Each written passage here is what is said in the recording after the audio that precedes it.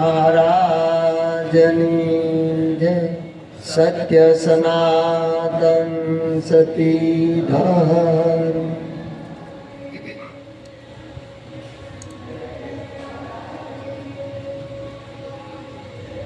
આજનું ભજન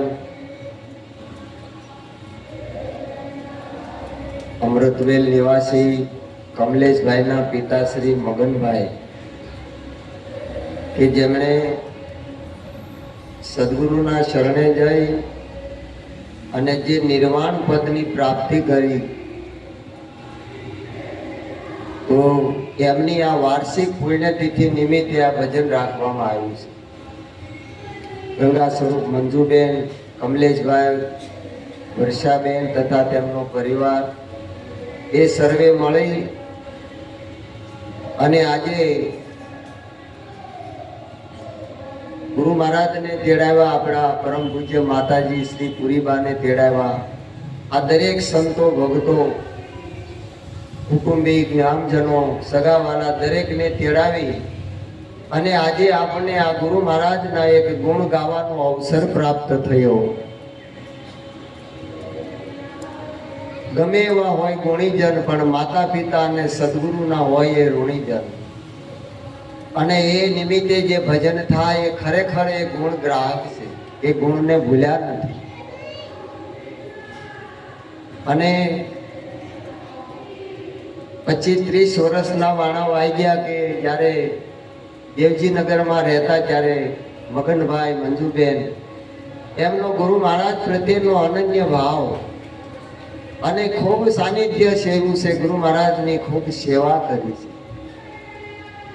અહોરની સેવા હોય અને તાલાવેલી મગનભાઈને બીમારી આવી, પણ છેલ્લે ભજન કરી અને પછી દેહ છોડી. એની ભાવના ભજનમાં હતી. હમણાં મીઠા મહારાજે વાત કરી, સગન મહારાજે વાત કરી કે જેનું લક્ષ્ય હોય એને શું કરવાનું હોય, પણ જ્યાં સુધી આપણું લક્ષ્ય ન હોય ત્યાં સુધી આપણા મનમાં ભાવ એવો રહે કે આપણે કંઈક કરીએ. પણ ગુરુ સાહે છે એમની જેવા, તમે કરજો એમની સેવા. ગુરુદેવ સંત જે બોલે એના વચન હીરા માણેકની તોલે. આવી જેની નિષ્ઠા હોય,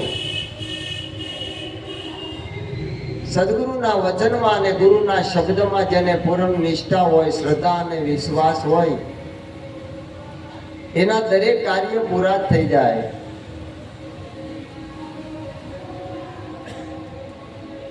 અને એના જીવનમાં સદગુરુ સબર ભર્યા હોય, જરાય વેગળા ન હોય. એટલે નિરાજ મહારાજ કહે છે કે અંતર્યામી અળગા નહીં, ઉરમાં વાસ વસાવ્યા છે. ધન ધન આજ ગુરુજી ઘરે આવ્યા છે. નિરાજ નામ પ્રતાપ ગુરુનો. આ કોનો પ્રતાપ છે? દાસ નિરાત દયા કરી ગુરુએ આ મનના મનોરથ કહાવ્યા છે. ધન ધન ગુરુજી ઘરે આવ્યા છે. એના સકળ મનોરથ પૂર્ણ હોય એટલે પછી કઈ આશા હોય? તો ઈચ્છા કઈ હોય? જે કઈ હતું એ ગુરુ મહારાજના શરણે હોમી દીધું, પછી શું રહ્યું? જે રહ્યું એ બધું ગુરુ મહારાજનું રહ્યું, હરિગુરુ અને સંતનું સ્વરૂપ રહ્યું. એટલે સંતો આપણને સમજાવે, શાસ્ત્રોની અંદર મહિમા લખ્યો છે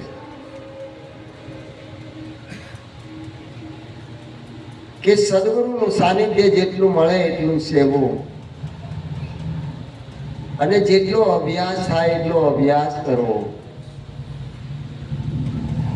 ગુરુની હારે બેહી, પાહે બેહી, કોકને એમ થાય કે આ ભાઈ એના ગુરુની પાહે બે આવવાથી જ્ઞાન થાય એવું નથી હો. આમે એક સૂત્ર લખ્યું છે, માથું ગમે એ દિશામાં હોય પણ હૃદય સાચી દિશામાં હોવું, એવું લખ્યું છે.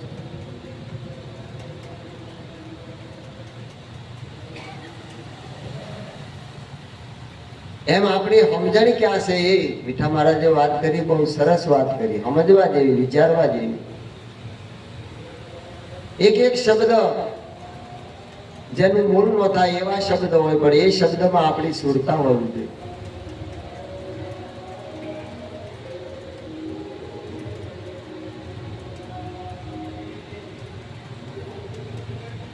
અને લક્ષ્ય વગર વસ્તુ પ્રાપ્ત થાય નહીં.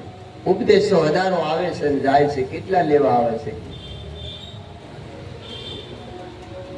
પણ જેમાં મુમુક્ષતા હોય, જેની જિજ્ઞાસા હોય, એને ફળીભૂત થાય. એકાદ મેળવવા આવ્યો હોય એ મેળવીને જાય, જાણવા આવ્યો હોય, જોવા આવ્યો હોય એ શું કરે? રાણી સંગાથે નીત રહેતી દાસી, રાણી સંગાથે દાસી નીત રહેતી ઘણી કરીને પ્રીત, પણ તોય સાહેલી એને નો આવી રાજકુળની રીત. હારે જ રહેતી, પણ એને મનમાં એવું હતું કે હું આ રાણીની દાસી છું. એમ લોકો મને જોવે કે આ રાણી સાહેબા છે ને એની આ દાસી છે, બરોબર? એને રાજકુળની રીત આવડે ખરી? પણ ગણિકા હતી, પોપટને પઢાવતી હતી. પઢાવતા પઢાવતા એને લે લાગી ગઈ કે જે હું રામ રામ કરું એ રામ એ શું થતો હશે. અને એમાં એને લગ્ન લાગી ગઈ. ભગવાન તો શહેદમાં મળી ગયા, એની સંસારની ભ્રમણા ભાંગી ગઈ.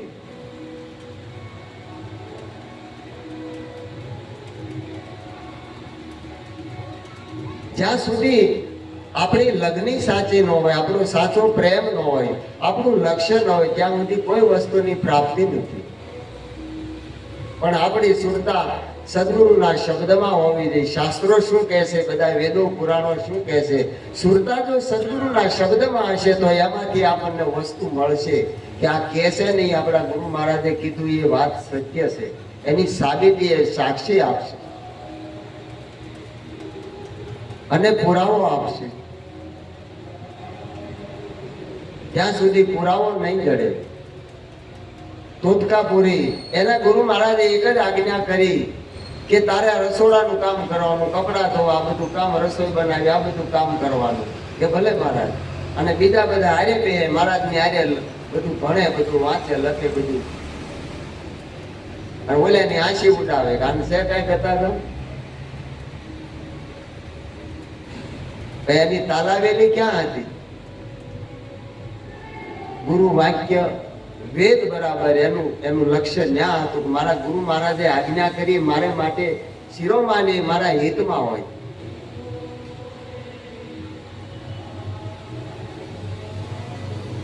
એનું લક્ષ્ય એમાં હોય, પદ કે પ્રતિષ્ઠામાં નથી હોતું. દિનેશ મહારાજે સરસ કીધું કે સંતોનું લક્ષ્ય ક્યાં હોય? એનામાં વિવેક હોય, બધાને આસન આપે, બધાને બેહારે, પછી પોતે જોવે કે હવે ક્યાં હું બેહું, ત્યાં બેહી જાય.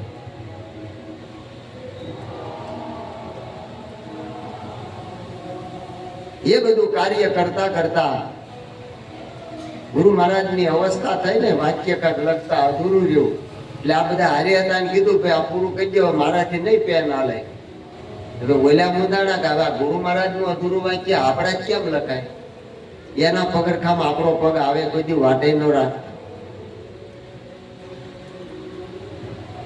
હવે ખરું ખાલી લોક એમાં હમાઈ ગયા તોય જગ્યા રહે, એમાં ન આવે. એ સદગુરુનો મહિમા છે. પેલા તોતકાપુરીને કીધું ભાઈ અહીંયા આવ્યું કે હા મહારાજ, કે વાક્ય પૂરું કર. કે મહારાજ તમારી આજ્ઞા હોય, તમારી કૃપા હોય તો થઈ જાય. બોલો. અને કરી દીધું પૂરું. પહેલો નંબર આવી ગયો. બોલો શું કર્યું? પણ એને સદગુરુના શબ્દમાં લક્ષ્ય હતું, આપણે આ કેળવવાનું છે.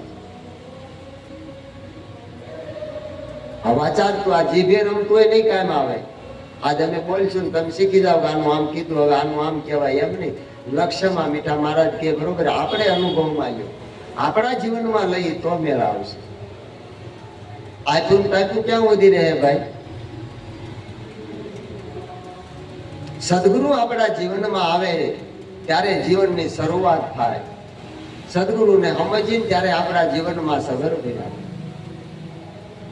ધન ધન ભાગ્ય ગુરુ મળ્યા છે, ભવન ભટકણ ભાગ્યું રે. ધન ધન ભાગ્ય ગુરુ પડ્યા છે ભણનું ભણકણ બાંધ્યું રે સંભવતું સુખ સર્વે થયું છે સંભવતું સુખ સર્વે થયું છે ગુરુએ આપ્યું વણ માગ્યું રે મોહન મન ગમતા આવ્યા છે મારે ઘેર મોહન મન ગમતા હવે થઈ છે લીલા લે રમનની થઈ સમતા હવે થઈ છે લીલા લે રમણની થઈ સમતા ધન ધન ભાગ્ય આ ગુરુ મળ્યા છે. આ ભાગ્ય આપણા ધન ઘડી ધન ભાગ્ય આપણને આવા લાલજી મહારાજ જેવા સદગુરુ મળ્યા છે. આ ભવનું ભટકણ ભાંગી ગયું દુનિયામાં નજર તો કરો. હાલી હાલીને પગ હોજી જાય દડા થઈ જાય તો એ પ્રાપ્તિ નથી થતી. બોલો પૂછ્યા તરસ્યા એની લગ્ની છે કાંઈક પ્રાપ્ત કરવું પણ એને દિશા મળતી નથી. એટલે લાલજી મહારાજે કીધું સ્વાર્થી સાધુ શેતાનો મળ્યા એથી આ દેશ લૂંટાયા. બિચારા લૂંટાય છે. પણ આપણે પેટ ભરા નથી થવાનું. આપણને મળ્યું એટલે ખાઈને હોયા કરી. એના માટે પરમાર્થ પુરુષાર્થની જરૂર છે કે આ જીવ કેમ જાગે એ કરવાનું છે. નકરું ખાઈને હોય નથી રહેવાનું. ગુરુ મહારાજ તો ઉપદેશ કરી દે. રખોપા તો જોહે ને પાછળ એ કરવાનું છે. એટલે એ ગુરુ મહારાજ આવ્યા છે. સંભવતું સુખ સર્વે થયું એટલે ગુરુએ આટલું વણ માગ્યું. સંભવતું સુખ કે જે સુખની માટે દુનિયા મથે છે પણ ખરેખર શાશ્વત સુખ છે એ છે ક્યાં? આપણા આ સંતોના અનુભવ છે કે જેને સુખ કહો છો, જેને શાંતિ કહો છો, જેને આનંદ કહો છો એ પોતાના નિજ સ્વરૂપમાં છે. બહાર ક્યાંય કોઈને મળ્યું નથી ને મળવાનું નથી. એટલે કીધું ઉત્તર દિશાથી ગુરુ મારા આવ્યા કાંઈ અમરાપુરના વાસી. આ જગત સામું જોતા નથી એવા નિર્ગુણના વાસી. આદિ રે અનાદિ ગુરુ મારા અનુભવી આજ મારા આંગણીએ આવ્યા. કોઈ પારખ હશે અને પારખે વસ્તુ અનાદિની લાવ્યા. એક એક શબ્દમાં વિચાર કરીએ. જો ઉપદેશ આપણે સુરતામાં હોય ને તો આપણને એનો મહિમા સમજાય કે આ સંતો હું કહી ગયા છે. ઉત્તર દિશાથી કોને કહેવાય? ઉત્તર દિશા કે આપી શકાય તો ઉત્તર આવજો હરેક તું છે. કોણ અને ક્યાંનો રહેનાર? આ વિશ્વમાં ક્યાંથી આવ્યો? પહેલા કેવો હતો દેદાર? આ ઉત્તર જેને આપણને કર્યો છે. આ ઉત્તર દિશાથી ગુરુ મારા આવ્યા. હરેક તું છે. હું કીધું? તું છે પણ કોણ? ક્યાંનો રહેનાર? આ વિશ્વમાં ક્યાંથી આવ્યો અને પહેલા કેવો હતો દેદાર? આનો આપણને મહિમા સમજાવ્યો છે આપણા ગુરુ મહારાજે. એ નક્કી કરાવ્યું છે કે જે અસ્તિત્વ છે એ જ ભાસી રહ્યું છે અને એ જ બધાને પ્રિય છે અને એ જ પોતાનું સ્વરૂપ છે, બીજું નથી. ભલે ગમે તે દુનિયા કહેતી હોય, ગમે તે ધર્મગુરુ કહેતા હોય, ગમે એ બોલતા હોય કે તમે અધૂરા છો, તમે પાપી છો, તમે અધમી છો કે પુણ્યશાળી છો, ધર્માત્મા, ગમે એવું કહેતા હોય. આપણા ગુરુ મહારાજે શું કીધું છે? શું કીધું છે એ આપણે લક્ષ્યમાં લઈએ છીએ. બોલો શું કીધું છે? હે, એક તું પૂર્ણ બ્રહ્મ. શું કીધું? એક તું. સરાસર ની અંદર એક તું છે. એક તું પૂર્ણ બ્રહ્મ, નિજ અખંડિત આત્મા, સત ચિત આનંદ સ્વરૂપ તારું પૂર્ણ સો પરમાત્મા. પૂર્ણ બ્રહ્મ છો, કાંઈ અધૂરું નથી. પણ જ્યાં સુધી શિષ્યત્વ આવે નહીં ત્યાં સુધી ગુરુત્વ આવે નહીં, અને ગુરુત્વ આવે નહીં ત્યાં સુધી પૂર્ણત્વ આવે નહીં. એટલે અધૂરું જ લાગે.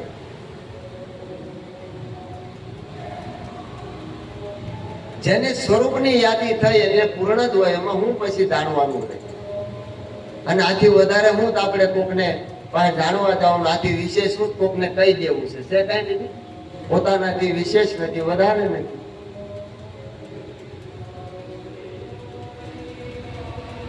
એટલે કીધું આદિ રે અનાદિ ગુરુ મારા અનુભવી, આજ મારા આંગણીએ આવ્યા. આદિ અનાદિ અને નાદિ. આદિ એટલે જેની ઉત્પત્તિ. આ મન ક્યાંથી ઉત્પન્ન થયું? કે પદાર્થમાંથી કે વસ્તુમાંથી, એમ આપણે જવાબ દઈ દઈએ. પણ દ્રશ્ય પદાર્થ સર્વે ખોટા, સપના રૂપી છે સંસાર. મારું તારું મૂકી દે, શોધી લે મુક્તિનું દ્વાર, મન તું કરી લે સ્વરૂપનો વિચાર. સ્વરૂપનું આપણને દર્શન કરાવ્યું ત્યારે મન હતું આપણી પાસે? એ તો સદગુરુના શરણમાં જે કાંઈ હતું ત્યાં હતું. આપણી પાસે શું હતું? આ તન નહોતું, મન નહોતું, ધન નહોતું, કાંઈ નહોતું. એક સ્વરૂપ હતું, બીજું કાંઈ નહોતું. અનાદિ એટલે કે જેની ઉત્પત્તિ નથી. એટલે નિરાજ મહારાજે કીધું, મન કી આદ અનાદિ કૈસા કિસ વિધિ ઠેર ઠેરાવે, નિરાત નામે મન અવલંબે, નિર્ભય પદ સોઈ પાવે, સદગુરુ સોઈ મન કી યાદ લખાવે. ક્યારેક તો નિરાજ મહારાજના જ્ઞાનનો વિચાર કરી તો ખબર પડે કેમ. અને એના વગર નિરાજ થાય નહીં. મન કી આદ અનાદિ કૈસા, મનની ઉત્પત્તિ અને લય એ કેવી રીતે કે જેનો જન્મ નથી.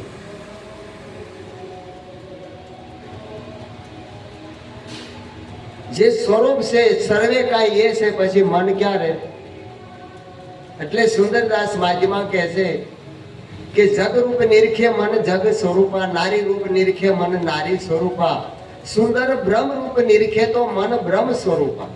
હવે સ્વરૂપ પામી ગયું, સ્વરૂપમાં લય થઈ ગયું, પછી મન કેવું થયું? પરમાત્મા સ્વરૂપ મન પોતે થયું. પછી એની ઉત્પત્તિ કે લય કે કાંઈ ખરું?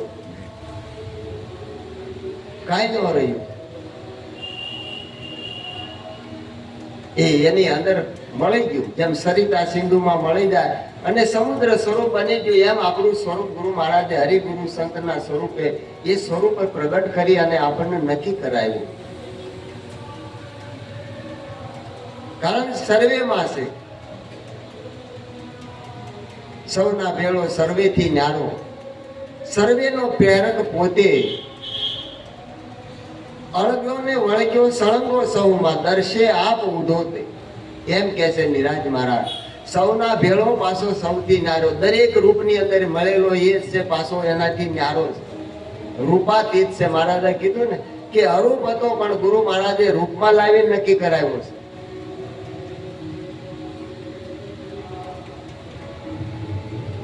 શબ્દાતીત હતો, અક્ષરાતીત હતો, પણ એ શબ્દમાં લાવી અને અક્ષરમાં લાવીને આપણને ઓળખાવ્યો છે. અક્ષરે અક્ષરે આત્મજ્ઞાન જો સમજાય તો ટળે ખેંચાતા, નકર મટે એવી નથી. એટલે અળગો ને વળગ્યો સળંગો સૌમાં. અળગો છે પાછો વળગ્યો સૌમાં, સૌની અંદર હળંગ છે.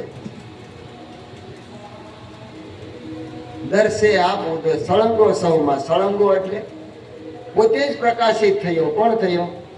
પોતે જ. દર્શે આપ ઉદોત એટલે પોતે જ પોતાના પ્રકાશથી પ્રકાશિત છે. હે અર્જુન, હું સ્વયં પ્રકાશિત છું. કરોડો સૂર્યનો ઉદય થાય તો મને પ્રકાશ આપી શકતા નથી. હું સ્વયં પ્રકાશિત છું. ચાંદા સૂરજને હું અજવાળો આપું, એ મને નો પ્રકાશ આપી શકે. સ્વયં પ્રકાશિત. માટે ગુરુ ગમ મેં ક્યાં કહું, લીખ કર ક્યાં બતાવું. ગુરુ ગમ કેવી છે? જે ગીતાજીમાં ગુરુ ગમ નથી લખી, બધું લખ્યું છે. એ શબ્દમાં આવતો નથી, અક્ષરમાં આવતો નથી, પાછો એમાં લાવીને નક્કી કરાવ્યો. એ ગુરુ ગમ વગર નક્કી થાય? આદિ અનાદિની થઈ ઓળખાણ જેને, આદિ અનાદિની થઈ ઓળખાણ જેને, મૂળ ભજન તે નહીં મેલે, મૂળ ભજન તે નહીં મેલે, લાગી પ્રીત જેને સદગુરુથી, લાગી પ્રીત સદગુરુની,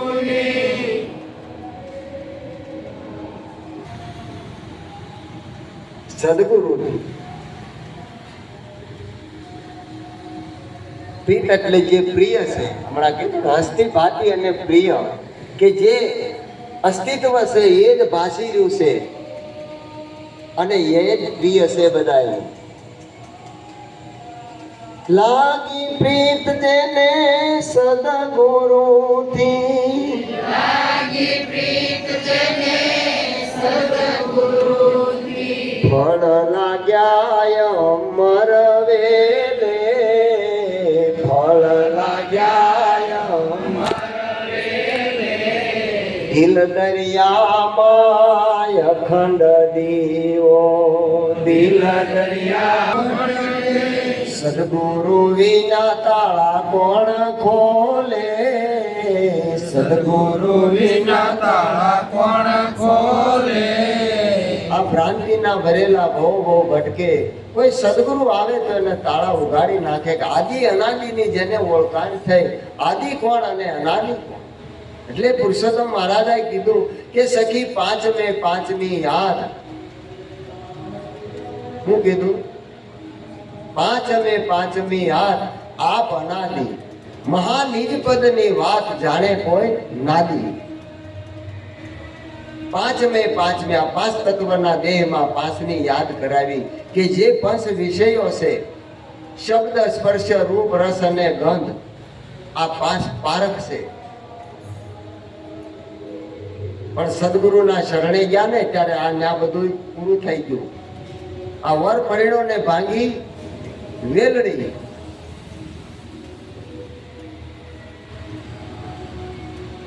એ ત્યાં પૂરું થઈ ગયું.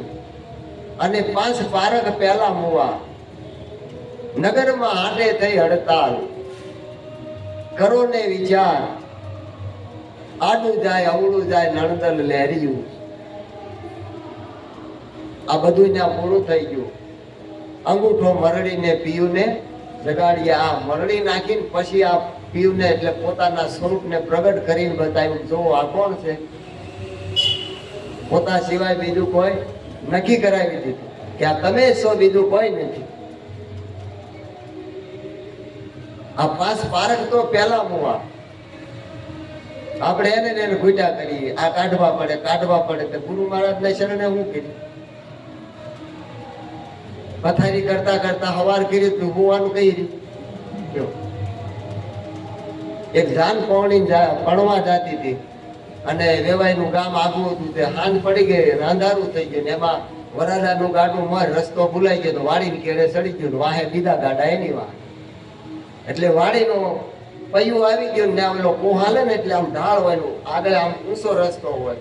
તે ઢાળમાં ગાડું ખાડામાં ગયું, સામે ઊંટડો અડી ગયો, ત્યાં ઠેરાઈ ગયું. પછી ક્યાં બળદિયા હાલે નહીં, એટલે ગાડું ઊભું રહી ગયું. એ જાનડીઓને જાનડિયાને એમ કે વેવાઈને માંડવો આવી ગયો. પાછળના ગાડા ઉભા રહી ગયા, આવી ગયો વેવાઈનું ગામ. એમાં બાજુના ગામમાંથી એક જાન પૌણી જાતી હતી ને એ જાનમાં જાનડીઓ ગીત ગાતી હતી. દાદા હો દાદા અમે ચડે ઘોડે આવ્યા, અમે લાખેણી લાડી લાવ્યા, આવું ગીત ગાતા હતા. આ જાનૈયાએ નક્કી કર્યું કે આપણો છોકરો પૌણી ગયો. જાનૈયા વાડીએ ઠઠી અને આવડાને નક્કી કરી લીધું કે આપણો છોરો પૌણી ગયો. એટલે બોલો,